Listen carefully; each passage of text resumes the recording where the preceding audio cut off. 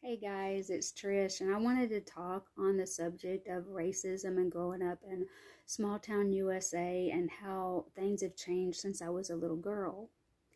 And my niece had told my sister that all the issues going on with race and women's rights and all this stuff that's going on now was our fault, our generation's fault, because we did nothing to progress it.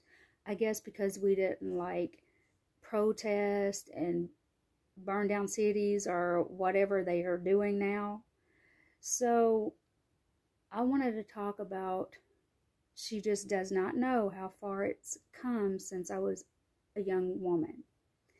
And when I was born, the black community had their spot and the white community had their spot. It was mostly white. And all the black people had to stay in their spot. So their spot consisted of two areas in that town. And one of the areas we had to drive through, it was called the chute. So I didn't know what that meant really as a child. I really didn't realize what that meant until I grew up and I started understanding racism more. And that's where the community would go down through there and shooting guns to scare the black people to keep them in their spot. So they did not come where the white people were. They had to stay where they were at. And so I don't remember anything like a Klan or anything. I never heard anybody talk about such a thing. And I first went to school, and I was in Head Start, and my teacher was a black lady, and I loved this teacher. I absolutely loved her, and she was like the sweetest person to me. And my father gave me a lot of like flack and making fun of me because I liked a black person, but of course they used that N-word like it was you didn't say black people, you said the N-word. So my little best friend was a little black girl, and her name was Trish, and I don't remember her last name. And I just loved this little girl. I couldn't wait to go to school to be with this little girl, and I just got made fun of. Like the horrible things they would just say about it, like her skin was like her dirty skin was gonna like rub off on me and all that kind of stuff. And it pretty much came to the point where if you continued, you would have probably got beat if you continue to interact with your little black friend. So then it goes on, and I grew a little bit older, and we moved out into the country, the more rural area, and there was a little school, and it only had 96 kids from kindergarten to the 8th grade. There was no black children in that school at all, and then nobody black lived in that area. And I remember a black couple did move in next door to me. It was down the way a little bit, like we couldn't see them, and we were not allowed to go around them because but they didn't like run them out because they were older, so they let them stay. But I did hear, like through the grapevine or whatever, that somebody went down there and burned a cross in their yard so they know not to get out of their spot. So I had never went down there and talked to them, but my brother did. He would sneak down there and talk with them because he liked them, and he would help the man and like do things around the house. So that was that experience. And then I got older. I did not interact with black kids at school when I got into high school because we weren't allowed. And I remember a black boy came up and talked to me when I was in high school, and he said something about me being attractive, and I was like very uncomfortable, and because the community would like call me names if they knew he had said that to me. So, I mean, I had nothing against him. It's just that the community would not allow it. Anything, any kind of interactions. So,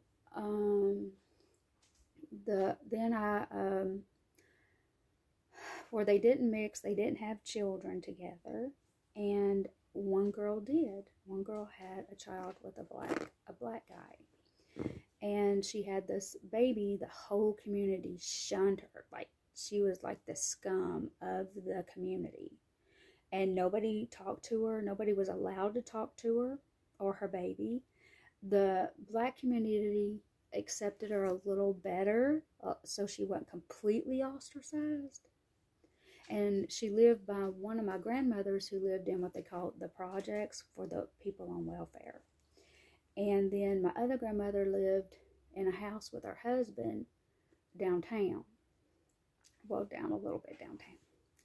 And my grandmother that lived by this girl didn't drive, so we had to walk everywhere.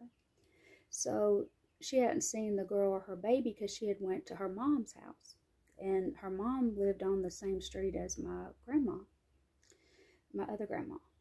And so my mother's mother said, you know, Trish, we're going to walk down here and I'm going to stop and see her because I really like her and I just really love her baby. And we're going to stop in here and see her, but we had to like make sure there was no cars coming. And we had to make sure nobody was looking outside the house. Nobody was outside. And then we like run to the back door and go in the basement to go in and see the baby. And my grandmother told me, she says, well, Trish, never, never, never tell your mom and daddy that I brought you here. If you tell them, they will never let you come back again. And I never did tell them. And then I grew up and I married a soldier and we went overseas. And I got pregnant with the second baby. And the doctor was a black man gynecologist. And I became very like upset and almost like, honestly, almost like hysterical about, I didn't know if I wanted to go to a doctor anymore because I was taught black men were not allowed to put their hands on you, even if they were a doctor, if you were a white woman. So when I went to the doctor, I didn't have to have him. It went to a different doctor. So that issue kind of like went away for me. And then I had a good like best friend over there. She was a black girl. I really loved her. She was like, there was 3 of us and we just always hung together. And I just loved her. And then my sister got married. And this is when it came up again. And she was married a couple years and nobody had ever seen her husband. Nobody knew what he looked like, nothing, because they were in the military, both of them, and they were in Korea. And my sister got pregnant. And me and my grandmother would talk about it because nobody had seen him. So we wondered if he was like a black guy or maybe Korean guy or something. Why she like never sent pictures of him. So I thought about it, and in my community, I would have had to turn my back on my sister. So when I thought of the whole situation, and she was going to have a baby, and she had a husband, and I was like, I decided in that moment to turn my racist view of everything loose. And I was like, that's my sister. And that's her baby, and it doesn't matter to me. At that point, it did not matter anymore. And I was just completely able to accept it because I was not going to turn my back on my sister. And what's very sad is, if we had been there, I would have had to turn my back on her. That's just wrong. It's wrong. So it turns out that my sister's husband was a white man. So, but that one incident of not knowing for that long and having to like think about the situation, and I mean, I knew that I would not never turn my back, and I knew that at that point that racism, I didn't want it in my life. And that's also one reason why I left Kentucky, because I did not want my children to grow up in racism or sexism, and women had their place in that town. And I wanted more for my children to think higher of people and their self than what the town was going to tell them they was allowed to be. So that is where I changed. And I know the town will be mad because I told this stories. And now the town has changed a lot because people have mixed more in the town. And a lot of the people that taught me to be a racist, now they have mixed grandchildren. So now they're all about not being racist. But at the same time, those were the people that taught that to me. And then somebody in the family had a child that was a mixed race child, and we were having a reunion, and the people actually went to my parents and told my parents, she's bringing the baby, and we want to make sure you're okay with it. And my parents was like, can you believe that they thought we were racist? Yeah. And when my mother told me that, I'm like, well, when I grew up, you told me if a black person walked in our house, you would throw out all the silverware. All the dishes they even touched. You would never touch them again. They would be in the garbage. So you cannot, like, but they didn't think they were racist. But I think they grew past it, being as racist. So, but now, I mean, like, they're not like they were then. But my father passed, so. But, and they will be like ticked off that I said what I've said, because that is how I was raised. And we have came a long, long way since I was a young woman. We did not do it with violence, and we did not do it burning whole cities down.